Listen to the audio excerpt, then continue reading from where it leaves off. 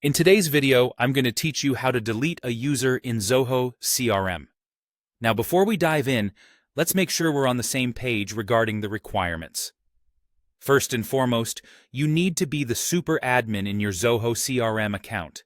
This is crucial because only a super admin has the necessary permissions to delete users. Also, ensure that the user you're about to delete has no remaining dependencies. This means they shouldn't have active tasks, deals, or other records that are solely linked to their account. If they do have dependencies, you'll need to reassign those to another user first.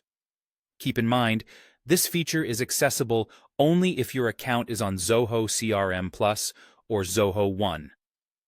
Alright, with the basics covered, let's get started with the deletion process.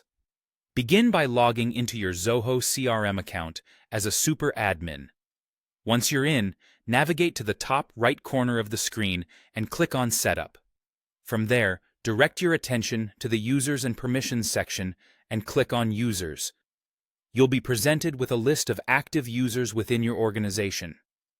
Now scan through this list to locate the user you wish to delete. Once you find them, hover over their name, and you'll see a settings icon resembling a gear appear. Give that a click.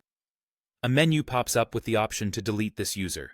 Sometimes the option might be labeled as delete this user, but it's essentially the same thing, so don't be alarmed by slight variations in wording. Click on this option to proceed. At this point, you will need to make a decision regarding the user's existing records. If you haven't already reassigned their records to another user, you'll have the opportunity to do so now. Zoho prompts you to transfer their records to another user of your choice. Alternatively, if the records are co-owned by other users and don't need reassigning, you can opt to delete without transferring. This choice is pivotal, so take a moment to ensure you're making the right decision for your organization's needs. Once you've made this decision, go ahead and confirm the deletion. The user will then be moved to the deleted users view. This means that while they're no longer active, the record of their existence within your system is retained in a different section for your records. And there you have it, a comprehensive guide to deleting a user in Zoho CRM.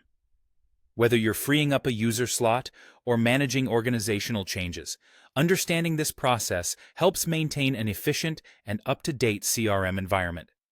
Thank you for watching, and feel free to revisit this video anytime you need a quick refresher on managing users in your Zoho CRM.